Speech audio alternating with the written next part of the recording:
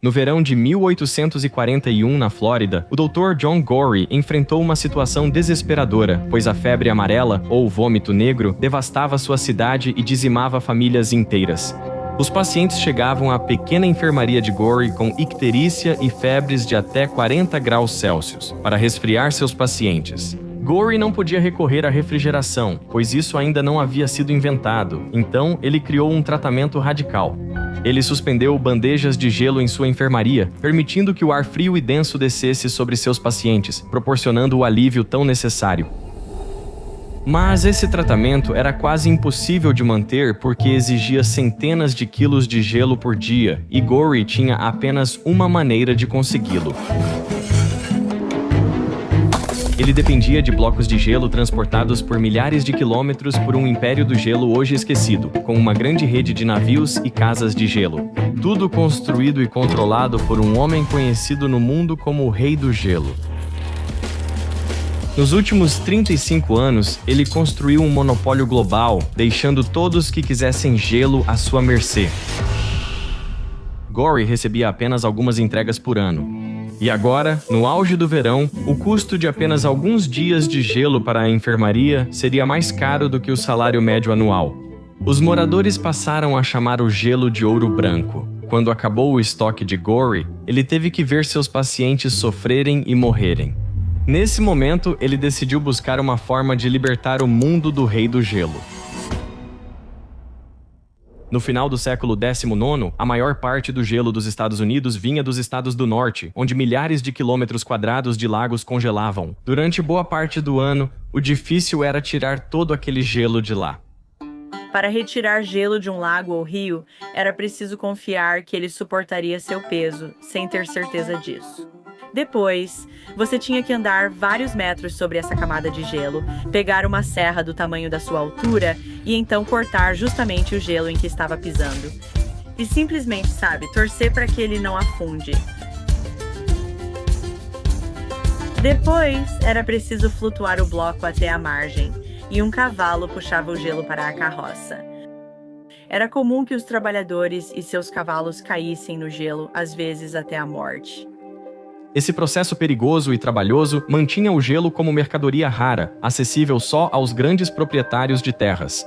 Frederick Tudor, comerciante de Boston de 22 anos, era um dos poucos com acesso a isso.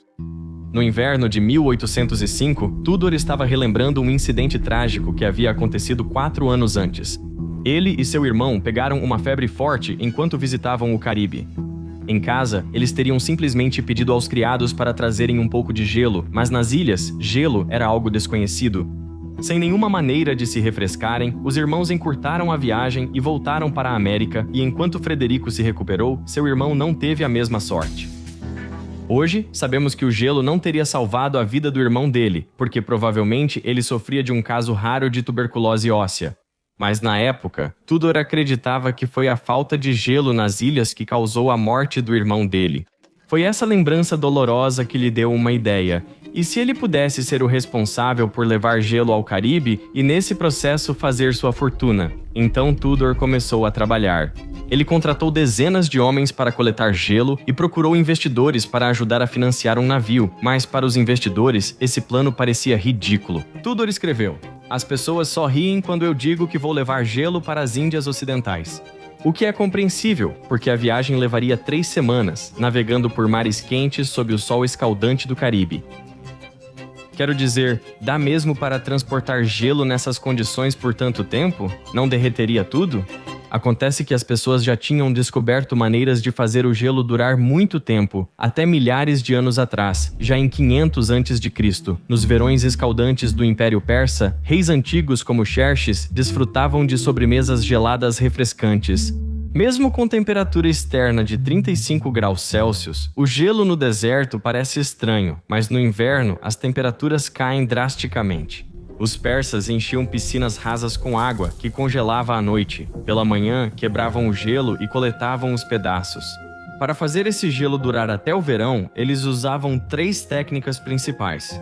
Vamos tentar um experimento simples. Eu tenho 8 cubos de gelo espalhados uniformemente em um prato aqui, e tenho outros 8 cubos de gelo agora empilhados juntos, formando um mega cubo neste prato aqui. Se você deixar os dois pratos derretendo por horas, os cubos de gelo empilhados se saem melhor, pois o gelo derrete principalmente por condução de calor na superfície. Mesmo com o mesmo volume, a área de superfície exposta aqui é o dobro da anterior. O principal é compactar o gelo ao máximo. Na verdade, o melhor formato para minimizar a área de superfície é uma esfera. Se você pensar bem, um boneco de neve é quase matematicamente ideal para durar o máximo possível. Não é preciso uma geometria perfeita para o gelo durar muito. No inverno de 2010, a cidade de Helsinki despejou toda a neve retirada das ruas nessa enorme pilha, com cerca de 30 metros de altura e 100 metros de largura. Quase um ano depois, essa mesma pilha ainda estava lá, apesar de ter sido exposta a um dos verões mais quentes do país em décadas. O principal motivo para ela ter durado tanto tempo é que a proporção entre a área de superfície e o volume diminui à medida que a quantidade de gelo aumenta. Por exemplo, se você dobrar o raio do boneco de neve, o volume aumenta 8 vezes, 2 ao cubo, e a área de superfície aumenta 4 vezes, 2 ao quadrado. Isso é chamado de lei do quadrado cubo, a segunda técnica usada pelos persas. Por fim, precisavam proteger o gelo do deserto rigoroso. Ok, tenho outro exemplo. 2 cubos de gelo e 2 pratos. A diferença é que este ventilador vai soprar ar sobre um dos cubos. Agora, ele só sopra o ar sem aquecê-lo. O gelo esfria o ar ao redor, mas o ventilador traz ar ambiente, mais quente, que derrete o gelo mais rápido. Depois de cerca de 1 hora com o ventilador ligado, esse cubo de gelo desapareceu completamente, enquanto esse aqui só derreteu uns 40%. Então, obviamente, você quer minimizar a quantidade de fluxo de ar ao redor do seu gelo. Uma maneira de fazer isso é colocando o gelo em um recipiente mais fundo, como um buraco, porque o ar mais frio afunda até o fundo. Assim, ele se acumula em volta do gelo e o mantém lá por mais tempo. Para melhorar, basta selar o gelo, como fizeram os persas. Isto é um yakshal, antiga casa de gelo persa com cúpula maciça e paredes de até 2 metros de espessura na base. Aqui, os persas coletavam até 220 toneladas de gelo e o compactavam firmemente em um poço. Isso permitia que o ar frio e denso se acumulasse, enquanto o ar quente era direcionado para cima e para fora da cúpula. Após o inverno, toda a estrutura era selada, isolando o gelo até o verão. Durante mais de 2.000 anos, essas técnicas pouco mudaram e agora Frederico Tudor apostava sua fortuna nesses antigos princípios. Ele hipotecou terras da família para comprar um navio e começou a adaptá-lo para a longa viagem às Índias Ocidentais. Ele fez isso construindo um porão de carga em um navio que foi construído. Assim como nas casas de gelo, o gelo era elevado do chão para evitar contato com a água derretida, que acelera seu derretimento. E os blocos de gelo também eram empilhados bem apertados. Tudor investiu tudo, aplicando $10.000, quase todo o valor emprestado nesse negócio, o que hoje equivale a mais de $250 mil. Ele mandou seu irmão mais novo e primo antes para Martinica para construir uma casa de gelo e receber a carga. Na manhã de 13 de fevereiro de 1806, Tudor partiu do porto de Boston, levando consigo mais de 80 toneladas de gelo, a primeira remessa deste tipo. O Boston Gazette publicou: "Não é brincadeira, uma embarcação foi liberada na alfândega com carga de gelo. Esperamos que isso não seja uma especulação escorregadia." Após quase 3 semanas no mar, o navio de Tudor chegou e, para seu alívio, cerca de metade do gelo havia sobrevivido à viagem, mas havia um problema. Seu irmão e primo não conseguiram construir a casa de gelo, então Tudor teve que vender o gelo direto no cais, sob o sol quente. Ele vendeu o mais rápido que pôde, mas após 2 dias fez só cerca de $50. Moradores locais ficaram confusos com a estranha água congelada e muitos se chocaram quando o novo produto sumiu diante de seus olhos. Um cliente tentou preservar seu gelo mergulhando-o em uma banheira de água, mas percebeu que ele derretia ainda mais rápido. No fim, Tudor só pôde assistir ao resto do seu gelo derreter, mas mesmo assim não se abalou. E, nos 4 anos seguintes, ele continuou pegando dinheiro emprestado, usando cada centavo para enviar gelo para novos mercados como Cuba, Jamaica, Barbados e Antígua, mas os negócios continuavam difíceis. Tudor escreveu: "Me vi sem dinheiro e sem amigos, e com apenas uma carga de gelo em uma zona tórrida para depender do sustento de ambos." Em 1809, Tudor devia $40 mil aos investidores, o que hoje equivale a mais de $1 milhão. ele foi perseguido por credores, foi forçado a se esconder de xerifes em seus próprios navios e chegou a ser enviado 2 vezes para a prisão de devedores. Depois, ele chamou esse período de inverno do meu descontentamento, mas teve uma revelação nesse tempo. A demanda não crescia porque as pessoas das Índias Ocidentais não sabiam como usar gelo. Então, tudo o que ele precisava fazer, ele raciocinou, era fazê-los entender oferecendo algumas bebidas refrescantes. Ele convence os bartenders de lá a deixá-lo mostrar como fazer coquetéis gelados, e inicialmente ele dá o gelo de graça para os bartenders. Assim, os bartenders podem vender tanto a bebida gelada quanto a bebida em temperatura ambiente pelo mesmo preço. Só para ver o que os clientes deles preferem, e eis que eles preferem a bebida gelada. Segundo Tudor, quem toma bebidas geladas pelo mesmo preço por uma semana não aceita mais recebê-las quentes. Tudor até ensinou a fazer sorvete, que virou sucesso imediato, principalmente em Cuba. 150 anos depois, durante a Revolução Cubana, seu líder, Fidel Castro, era obcecado por sorvete. Ele era famoso por comer até 18 bolas de sorvete após o almoço, o que é meio louco. Seu gosto por doces era tão famoso que a CIA realmente tentou assassiná-lo com um milkshake envenenado.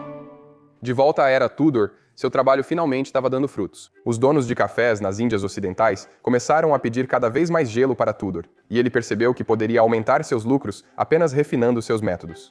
Então, Tudor começou a usar serragem para isolar o gelo nos navios, porque a serragem era um isolante fenomenal. Ele conseguia de graça em todas as serrarias de Boston, pois elas só queriam se livrar da serragem. E ele também substituiu os serrotes manuais nos lagos por arados puxados por cavalos, o que facilitou ainda mais a retirada do gelo. Por causa disso, o preço para extrair uma tonelada de gelo caiu de cerca de 30 centavos para apenas 10 centavos. Na década de 1820, Tudor finalmente começou a lucrar, e o comércio de gelo começou a crescer, tanto que empresas imitadoras começaram a surgir. Mas Tudor não estava disposto a deixar que mais ninguém tivesse uma fatia do mercado que ele criou. Então, para manter seu monopólio, ele frequentemente vendia por preços menores do que a concorrência até que eles desistissem ou fechassem as portas. A ambição de Tudor não parou por aí, e ele escreveu que havia um experimento que ele desejava realizar há 20 anos. Em 1833, ele enfrentou o seu maior desafio até então, uma viagem de 4 meses para transportar gelo até o outro lado do mundo, em Calcutá, na Índia.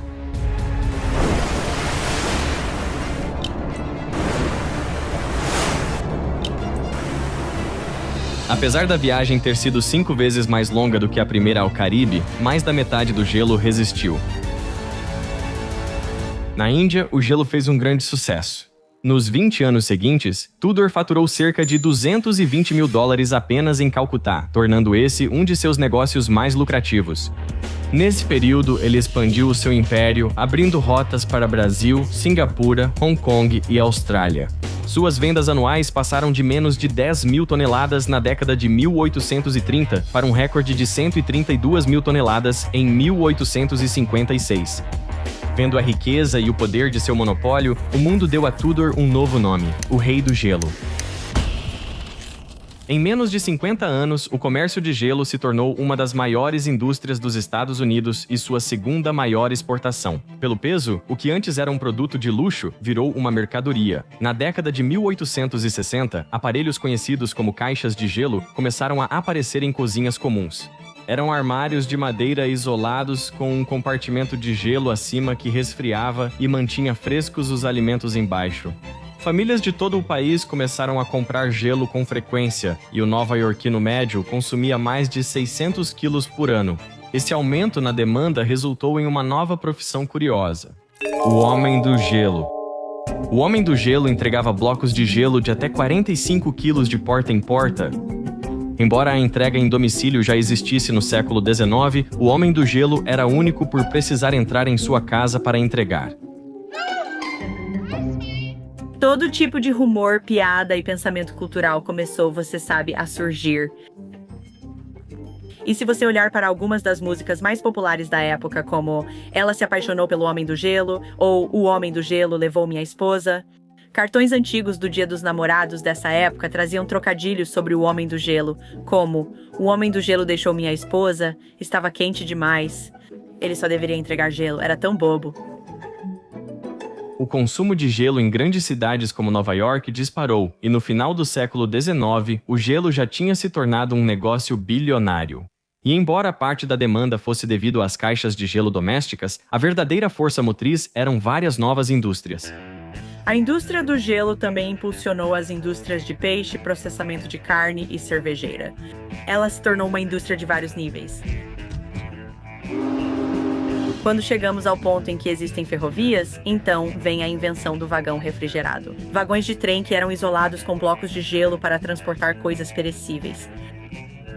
Frutas e vegetais frescos, antes restritos a algumas regiões, podem agora ser consumidos em todo o país. Você pode levar damascos e cerejas da Califórnia, além de morangos da Flórida, para o interior. Você quer adivinhar qual vegetal ficou popular com os vagões refrigerados? Vegetal refrigerado, eu vou chutar alface. Qual deles? Iceberg? Tem que ser iceberg, né? Exatamente. Sabe? É tipo água crocante. É como gelo, alface iceberg. É água crocante, chamada de iceberg por causa do gelo que a mantinha fresca. Essa mudança marcou o início da cadeia do frio, representando grande evolução para a indústria de processamento de carne. Anteriormente, a única maneira de transportar carne fresca era enviando vagões cheios de gado vivo diretamente das fazendas para as cidades. Depois, os animais eram levados à cidade e mantidos em currais locais antes de serem preparados por matadouros e açougues. Os centros das cidades ficavam lotados de vacas sujas e barulhentas. E além disso, como quase metade do animal era incomível, o transporte era extremamente ineficiente, aumentando o custo. Com os vagões refrigerados, tudo mudou e a cadeia de suprimentos do país se reorganizou em 3 partes. Os ranchos das grandes planícies enviavam gado às cidades do meio-oeste, que passaram a cuidar da preparação e distribuição industrial de alimentos. Essas cidades construíram grandes currais, matadouros e centros ferroviários para enviar a carne. Chicago virou a capital nacional do processamento de carne, crescendo de apenas 30 mil pessoas em 1850 para 1.700.000 em 1900. E no final da cadeia estavam as grandes cidades insaciáveis. Com o novo sistema em funcionamento, quase o dobro de carne comestível podia ser transportado em cada vagão, reduzindo eventualmente o custo nas áreas urbanas em 39%. Como resultado, a demanda disparou. Só na cidade de Nova York, os embarques de carne bovina aumentaram de apenas 2.400 toneladas em 1882 para cerca de 63 mil toneladas em 1886. Isso é um aumento de 25 vezes em apenas 4 anos. Mas com uma rede nacional de distribuição, essas cidades não precisavam mais preparar carne localmente. Elas finalmente podiam remover a infraestrutura e os rebanhos de vacas do centro, liberando espaço para moradias, escritórios e fábricas. Isso mudou fundamentalmente a estrutura dessas cidades e deu origem à cidade moderna de hoje. Mas enquanto a cadeia do frio redefinia a América, uma nova invenção estava prestes a derrubar a indústria do gelo natural, o que nos leva de volta ao Dr. John Gorrie na década de 1840. Cientistas criaram protótipos de máquinas de refrigeração, mas não eram viáveis comercialmente, e John Gorrie também não teve sucesso. Ele passou 3 anos tentando fabricar gelo artificial, sem sucesso, mas uma noite, enquanto experimentava uma bomba de ar para esvaziar um balde, ele notou que, ao expandir o ar rapidamente, uma fina camada de gelo se formava na água. Ele havia acabado de encontrar a descoberta de que precisava e começou a criar um protótipo baseado nessa ideia. Pegue um cilindro selado com ar e um pistão móvel dentro dele, sem atrito ou perda de calor para o ambiente. Ao pressionar o pistão para baixo, o ar é comprimido, elevando pressão e temperatura. A temperatura aumenta porque, ao descer, o pistão se aproxima das moléculas de ar. Quando uma molécula atinge essa superfície em movimento, ela ganha velocidade, já que a temperatura é proporcional à velocidade da molécula ao quadrado, o ar precisa esquentar, mas perceba que esse processo é completamente reversível. Se o pistão for solto, o ar de alta pressão empurra o pistão de volta até que a pressão se iguale. Então agora, quando uma das moléculas rebate no pistão, ela perde um pouco de velocidade. Gorrie sabia que, se ele simplesmente deixasse todo esse ar quente e de alta pressão se expandir, ele voltaria aproximadamente à sua temperatura original, o que não seria muito útil. Mas e se ele primeiro resfriasse o ar e depois deixasse ele se expandir? Bem, aí a temperatura dele cairia muito mais do que a do ar ambiente. Ele começou com um equipamento semelhante, um cilindro e um pistão que eram movidos por uma manivela, que ele então conectou a um grande tanque de ar. Enquanto Gory girava a manivela, o pistão descia, comprimindo o ar e aumentando sua temperatura para evitar que o ar fosse sugado do grande tanque. Gory instalou uma válvula unidirecional na base do cilindro e outra no topo do pistão para permitir o reabastecimento de ar fresco. Assim, agora, a cada volta da manivela, mais e mais ar era adicionado ao tanque, o que permitiu que Gory aumentasse a pressão para cerca de 10 atmosferas. Mas então, ele acrescentou mais uma etapa. Entre o pistão e o tanque, ele colocou um grande balde de água e forçou o ar a passar por um tubo submerso. Isso resfriou o ar até uma temperatura próxima à da água. O resultado foi que seu tanque ainda estava cheio de ar sob alta pressão, mas, em vez de estar quente, estava frio. Então agora, quando Gory liberou um pouco do seu ar frio em outro cilindro com um pistão, o ar se expandiu rapidamente. Isso esfriou o ar abaixo do ponto inicial, levando-o a temperaturas de congelamento. Gory então colocou todo esse cilindro dentro de um grande tanque de água, finalmente produzindo gelo. Mas, para evitar que todo o tanque congelasse completamente e entupisse sua máquina, ele usou um último truque. Em vez de água doce, ele encheu o tanque final com água salgada que congela abaixo de 0 graus Celsius. Como a água salgada ficava líquida, ele mergulhou moldes de metal com água doce até congelarem em blocos sólidos. Criando a primeira forma de gelo do mundo, agora era possível produzi-lo em qualquer lugar, até no calor do verão da Flórida.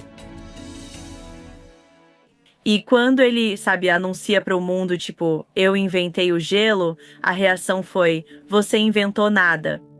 Que nenhum homem deveria criar gelo. Só Deus pode criar gelo.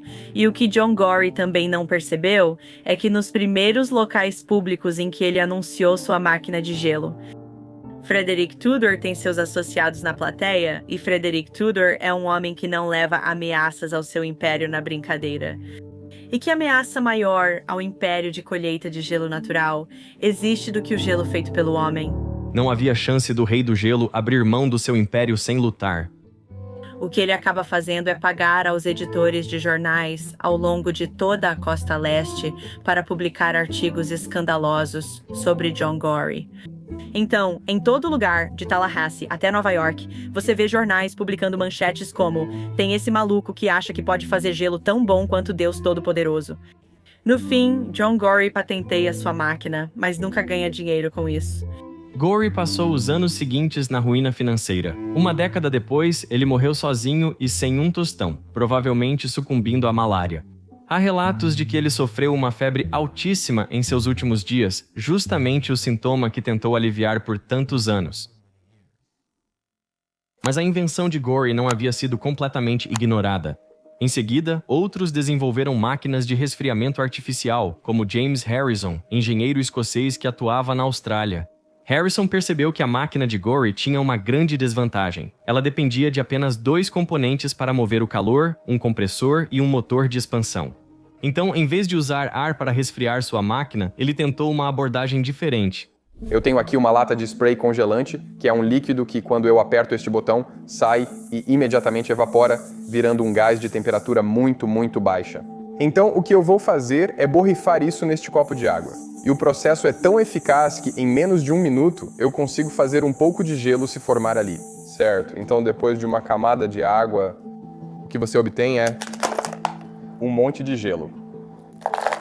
O motivo disso funcionar é que, ao mudar de fase, uma substância precisa absorver muita energia para passar de líquido para gás. Quase toda essa energia serve para vencer a atração entre as moléculas, permitindo que se dispersem e passem à fase gasosa. Harrison percebeu que poderia aproveitar esse efeito forçando um fluido a evaporar e condensar continuamente. Enquanto ele passa por um ciclo, uma versão moderna é mais ou menos assim. Comece adicionando um líquido sob alta pressão a um circuito. Ao passar pela válvula de expansão, a pressão e a temperatura caem rapidamente, fazendo parte do líquido virar gás. A mistura então passa para uma serpentina do evaporador, onde o restante do líquido continua a ferver. Mas essa mudança de fase exige muita energia, então o líquido absorve calor do ambiente, e é isso que cria o efeito de resfriamento. O gás frio passa por um compressor, que eleva sua temperatura, e depois é direcionado para a serpentina do condensador. Aqui, o gás quente esfria e volta a se tornar líquido, liberando o calor absorvido de volta para o ambiente antes de retornar à válvula de expansão. Repetindo esse ciclo várias e várias vezes, Harrison supostamente conseguia fabricar até 3.000 quilos de gelo por dia e sua máquina foi um enorme sucesso comercial. Enquanto isso, a resistência do público ao gelo sem Deus e ao resfriamento artificial começou a diminuir, ofuscada por uma crise de saúde crescente ligada ao gelo natural. Uma das razões pelas quais o gelo artificial era muito melhor é porque nós o produzimos sob nossos próprios termos, enquanto com o gelo natural tínhamos que esperar pela estação certa, no lugar certo. Qualquer coisa que acontecesse na água congelada, como algo morrendo ou apodrecendo, era preciso lidar. Quando chegamos à metade do século XIX, no auge da Revolução Industrial, fábricas e fazendas simplesmente despejavam seus produtos químicos e detritos nos lagos e rios próximos. Se você colocasse um bloco de gelo no seu coquetel, podia pegar cólera. Há histórias de hospitais tratando feridas com gelo, e então o gelo faz você pegar uma doença e a ferida nem é mais o problema. Elas estão pegando cólera, intoxicação alimentar ou por gelo, ou seja, estão ficando muito doentes. É tão engraçado. Quando começamos a falar sobre essa história, eu estava pensando naquele gelo congelado da Nova Inglaterra e eu só imaginava, tipo, a água mais pura de um lago, aquele gelo cristalino e, tipo, um produto incrível, sabe? Mas agora que você mencionou, provavelmente é bem menos higiênico e sim, provavelmente tem germes ali. E então, as empresas de gelo industrializado ficaram tipo, claro, nosso gelo não é feito por Deus, mas o gelo natural pode te matar. Então, qual você prefere? Depois que a primeira geladeira doméstica acessível chegou ao mercado de massa em 1927, ela se tornou uma das tecnologias novas mais rapidamente adotadas de todo o século XX. Passando de menos de 1% das casas possuírem uma nos anos 1920 para 85% em 1944. Isso acelerou sua adoção, superando até a do automóvel que substituiu a carroça. Há quem questione se o mundo realmente mudaria tanto sem a refrigeração. Claro, alimentos como morangos e alface seriam afetados. Mas aí você pensa em vacinas, doações de sangue, insulina. A mesma cadeia de frio transporta essas coisas. E além da medicina, os mesmos princípios que Harrison e Gorey usaram em suas geladeiras são o que nos permite resfriar as coisas até quase o zero absoluto.